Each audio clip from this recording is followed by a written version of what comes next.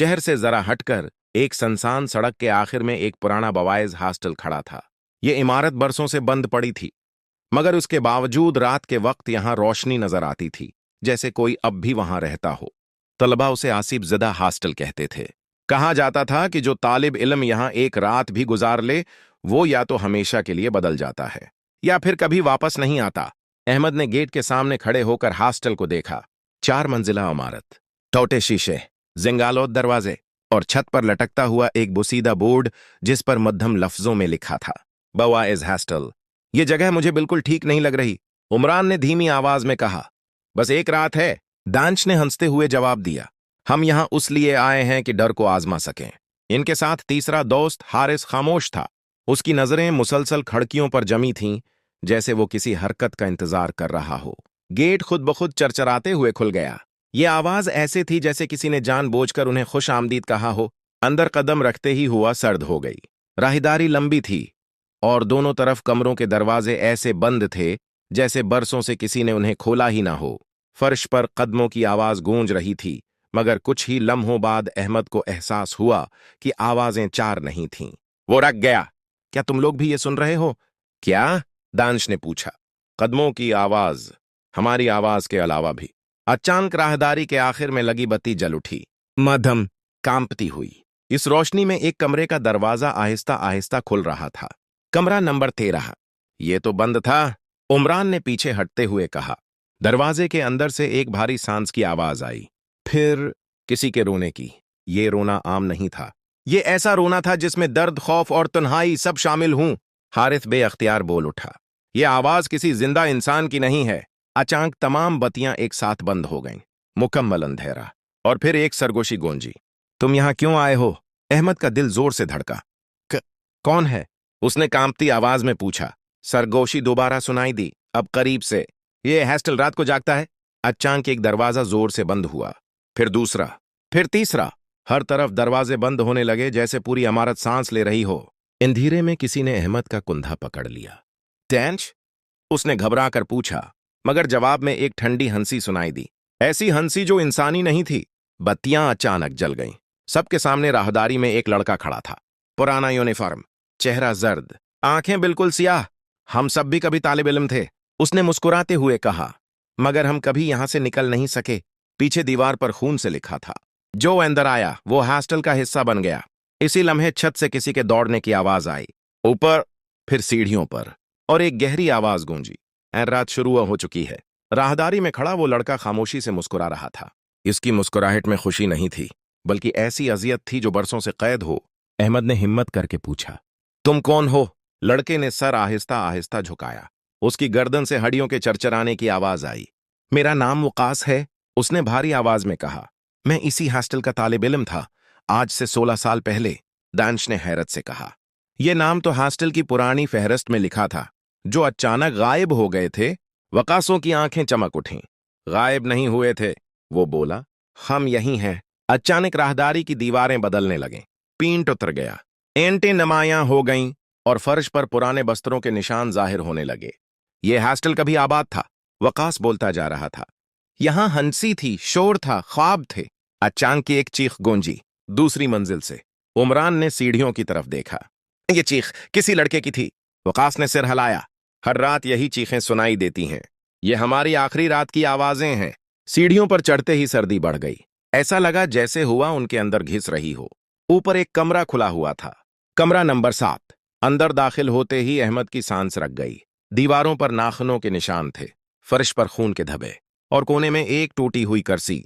ये क्या हुआ था यहां? हारिस की आवाज लर्ज रही थी। वकास ने नजरें झुका लें। हमें यहां बंद कर दिया गया था रात के वक्त। दरवाजे बाहर से मुक़फ़ल कर दिए गए।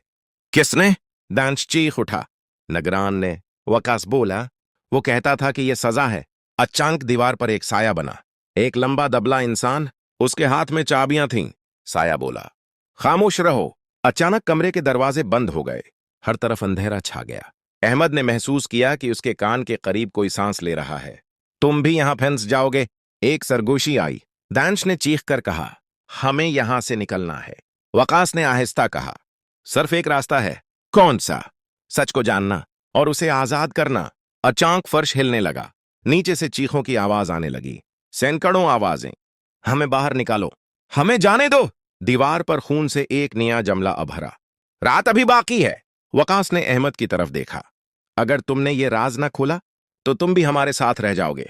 इसी लम्हे हॉस्टल की तमाम बत्तियां बुझ गईं और एक गहरी आवाज गूंजी, नगरान वापस आ रहा है। जैसे ही वो आवाज गूंजी, हॉस्टल की फजा बदल गई। हवा बोझल हो गई, सांस लेना मुश्किल हो गया और दीवारों पर नमी के धब्बे स्याही में बदलने लगे। नगरान वापस आ रहा है, ये जमला पूरे हॉस्टल में गूंज रहा था। वकास का चेहरा खौफ से सफेद पड़ गया। अगर वो आ गया, उसकी आवाज कान पर रही थी, तो कोई भी यहां से जिंदा नहीं निकलेगा। सीढ़ियों से आहिस्ता आहिस्ता कदमों की आवाज आई, भारी, मुनज़्ज़म, ऐसी आवाज जैसे कोई बरसों से इसी रास्ते पर चलता आया हो। छोड़ी के टुकराने की आवाज सुनाई दी। ठक ठक, अहमद ने बेअख्तियार कहा, यह इंसान नहीं हो सकता। अचानक सामने वाली राहदारी में एक लंबा साया अभरा, सिर पर टोपी, लंबा कोट और हाथ में चाबियों का गुच्छा। चाबियां हिलें तो ऐसी आवाज आई जैसे जंजीरें खनक रही हों। कौन जाग रहा है? नगरान की आवाज गहरी और सर्द थी। दांश के मुंह से चीख निकल गई, हमने कुछ नहीं किया।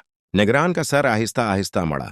उसकी आंखें नजर नहीं आ रही थीं, सर्फ अंधेरा था।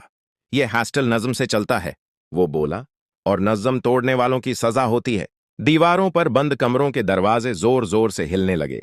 अंदर से चीखें आने लगे, हमें मत ले जाओ, हम बेगुनाह थे। वकास घटनों के बल बैठ गया। यही वो रात है, हम सब इसी तरह चीख रहे थे। अचानक राहदारी बदल गई। अहमद ने देखा कि वो अब किसी और जमाने में खड़े थे। दीवारें नई थीं, बत्तियां रोशन थीं और हॉस्टल जिंदा लग रहा था। ये माजी है, हारिथ ने सरगोशी की। वकास ने इस बात में सर हिलाया। वो आखिरी रात, मंजर बदल गया। रात हो चुकी थी। कमरा नंबर 7 में 10 लड़के बंद थे। दरवाजा बाहर से मुकफल। हमने क्या जुर्म किया है? एक लड़का चीख रहा था। बाहर नगरान खड़ा था। खामोशी, उसने छुरी से दरवाजा पीटा। यह सजा है। कमरे के अंदर हुआ बंद हो गई। सांस लेना मुश्किल होने लगा। एक एक करके लड़के जमीन पर गिरने लगे। चीखें, आंखों के सामने अंधेरा। अहमद ने नजरें फेर लें। उसने उन्हें मार दिया। उसकी आवाज टूट गई। वकास बोला, और फिर उसने दरवाजा कभी नहीं खोला। अचानक मंजर खत्म हो गया। वो दोबारा हाल में थे। नगरान अब उनके बिल्कुल सामने खड़ा था। तुमने राज देख लिया, वो बोला। अब तुम भी उस हॉस्टल के हो। चाबियां उठें। एक दरवाजा खुला। कमरा नंबर 7। नहीं, दांश चीख उठा। नगरान ने अहमद की तरफ देखा। तुम इसके बदले रहोगे ताकि बाकी आजाद हो जाएं। वकासुन चीखा, यह नाइंसाफी है। नगरान की आवाज गरजी, नज़म कुर्बानी मांगता है। फर्श के नीचे से रूहें निकलने लगें। तमाम मकतूल तलबा। इनकी आंखों में उम्मीद थी और दर्द भी।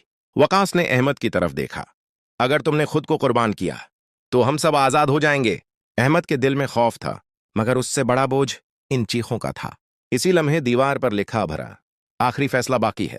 और हॉस्टल की घड़ी बजी। Tin tin. सुबह होने में सिर्फ 1 घंटा बाकी था। हॉस्टल की घड़ी मुसलसल बज रही थी। Tin tin tin. हर आवाज के साथ दीवारों से सियाह धुआं निकल रहा था। फर्श ठंडा होता जा रहा था, जैसे जिंदगी आहिस्ता आहिस्ता निकल रही हो। अहमद कमरा नंबर 7 के दरवाजे के सामने खड़ा था। उसके पीछे दानिश और हारिस खामोश थे। उनकी आंखों में आंसू थे, मगर जबान बंद थी। नगरान सामने खड़ा था। उसका साया दीवारों पर फैल चुका था, जैसे पूरा हॉस्टल उसी का जिस्म हो। फैसला करो। नगरान की आवाज गूंजी, वरना सूरज कभी नहीं निकलेगा। अहमद ने कांपते हाथों से दरवाजा छुआ। दरवाजा ठंडा नहीं था, वो जिंदा महसूस हो रहा था। वकास और बाकी रूहें आहिस्ता आहिस्ता करीब आ गईं। हमने बरसों अंधेरे में गुजारे हैं, वकास ने कहा, सिर्फ इसलिए कि कोई सच बोलने वाला नहीं था। अहमद ने आंखें बंद कर लें।